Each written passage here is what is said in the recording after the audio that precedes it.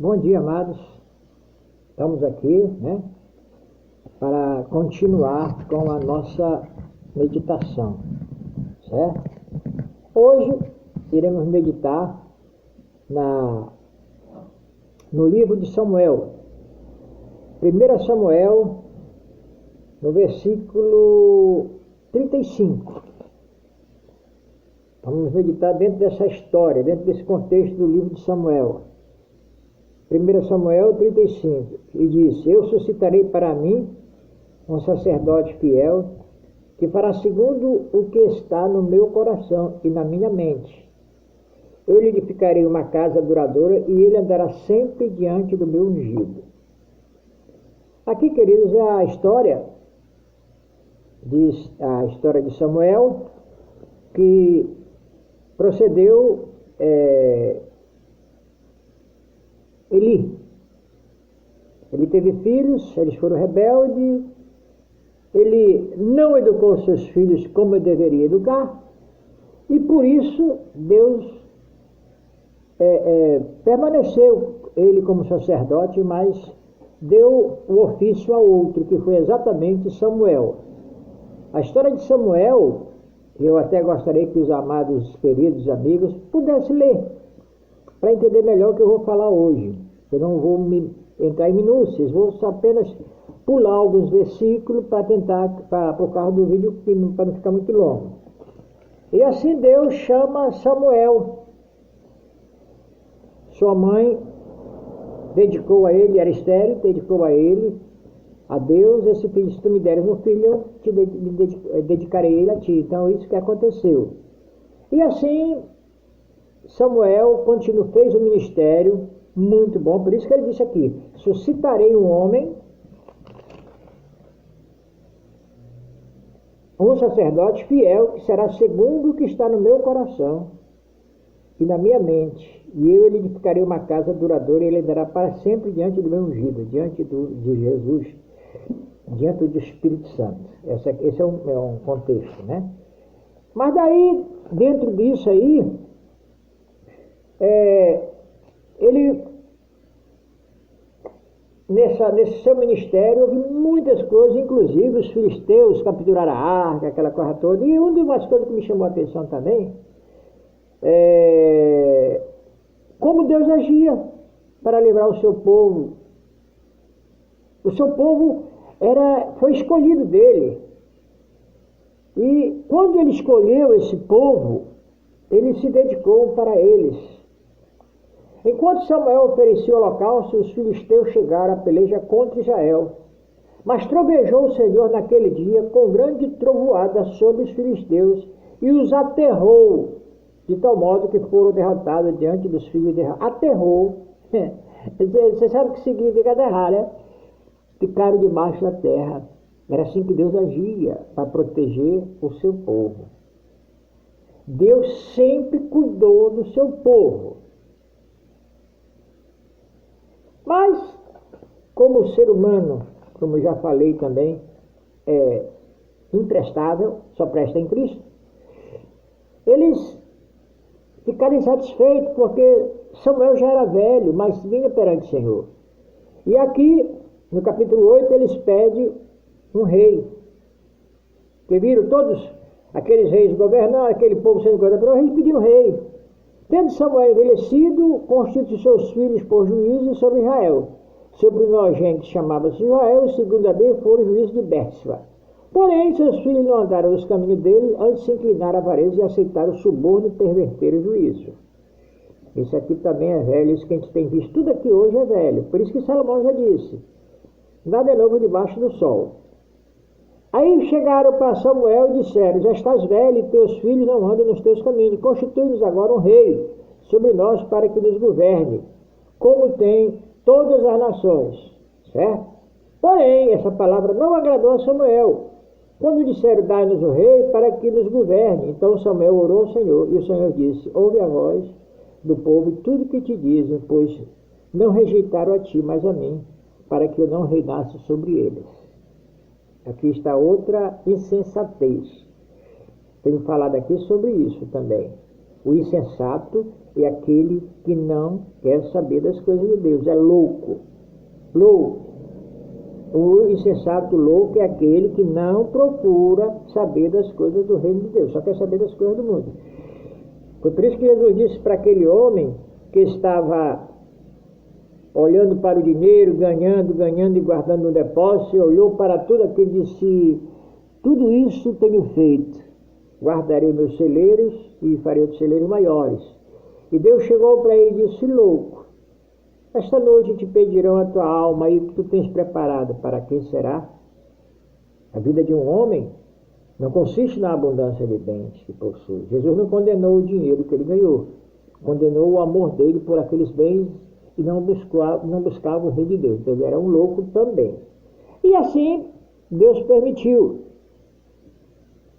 E só que Deus deu um aviso a eles: olha, vocês vão ter um rei, mas uma das coisas vocês têm que atentar o que vai acontecer. E uma das coisas, eu só vou mostrar aqui um pedacinho também. Ele disse: então naquele dia clamareis por causa do vosso rei, o rei que eles escolheram, que houver de escolhido, mas o Senhor não vos ouvirá naquele dia. Porém o povo não quis ouvir a voz de Samuel, e disseram: mas haverá sobre nós um rei, para que sejamos como todas as nações. O nosso rei nos governará, sairá diante de nós e fará nossas guerras. Ouvindo Samuel todas essas palavras do povo, repetiu perante o Senhor. Disse o Senhor a Samuel: dá-lhe ouvidos à sua voz, constitui um rei. Então Samuel disse aos filhos: volte cada um para a sua cidade. E assim Samuel escolheu o rei. Esse rei foi Saul. Saul desobedeceu, fez o que não era reto aos olhos do Senhor, e o resultado disso aí também, por muitos sabem também, quem tem lido a Bíblia, o que aconteceu. Teve que vir outro rei, e assim foi, assim sucessivamente foram acontecidos. Como já tenho mostrado também aqui no Velho Testamento, é uma antiga aliança. Em Cristo é uma nova aliança. Dentro dessa aliança, como também mostramos ontem, o povo sempre perdido, o povo sempre querendo alguma coisa para satisfazer a sua necessidade em busca de salvação. Que esse sempre foi, depois que eles, na minha visão, depois que eles viram que eles estudavam o Pentateuco, eles iam para o templo em Jerusalém, aquelas coisas todas, e eles viram que eles precisavam de Deus. E precisavam ser salvos. É aí, como nós vimos, entrou aquele mancebo de qualidade ontem, o jovem rico, que não era de qualidade não, era o jovem rico, e quando chegou lá, ele perguntou todas aquelas coisas para Deus, e Deus disse que ele tinha que vender tudo e segui-lo. Ele saiu triste porque tinha muitos bens, tinha a maior riqueza. Mas também teve muitos homens que foram a Jesus, muitos, milhões, trilhões, vamos dizer assim. Mas eu quero chamar a atenção também para hoje, para Nicodemos. Quem era Nicodemos? Vou voltar novamente ao velho assunto. Nicodemos era um homem religioso. Vinha aprendendo as escrituras, ensinando as escrituras. Ele era mestre em Israel, mas não sabia como ter a vida eterna. Como infelizmente nós temos muitos hoje, que estão nas igrejas, falando, pregando, e não conhecem o Senhor. Eles não conhecem a Deus. Eu sempre tenho dito, se conhecessem, não estariam fazendo as aberrações, esses descasos, essas coisas horríveis que têm prejudicado o ser humano. Mas Jesus foi bem claro com ele. Está aqui no versículo 3:3, ele diz assim: é verdade, vos digo que quem não nascer de novo não pode ver o reino de Deus. Claro que isso para Nicodemos foi um choque, porque, poxa, eu tenho que voltar para dentro do ventre da minha mãe, nascer de novo e aprender tudo de novo para ver o reino de Deus. É ilógico isso. Dentro do pensamento humano, era ilógico um homem voltar para o ventre e nascer. Mas Deus é bem claro para dizer para ele o que era carne é carne, o que é espírito era espírito, que ele tinha que nascer. Se ele não nascesse, ele não podia entrar no reino dos céus. E assim foi. Mais uma vez, Deus aqui, nesse contexto, porque na nova aliança, nós falamos da antiga aliança que escolheram o rei, mas o rei que eles escolheram não serviu nenhum. Vamos cuidar desse contexto. Nós tivemos muitos reis que realmente fizeram muita coisa pelo povo, mas não dava a salvação. O espírito no Antigo Testamento ia e vinha no coração do homem. Foi por isso que Davi pecou. Por isso que Davi pediu um coração novo, um espírito novo. Porque o coração dele, o espírito não estava permanente nele. Ele ia e vinha, ia e vinha. E com isso, agora na nova aliança, Jesus Cristo nos deu o seu espírito. Por isso que eu já falei, vou falar e falar e falar. Ele nos matou, nós ressuscitamos com ele, ele nos deu o seu espírito. Para quê? Para que tivéssemos vida. Moral da história. Nos dias de hoje, o que nós temos?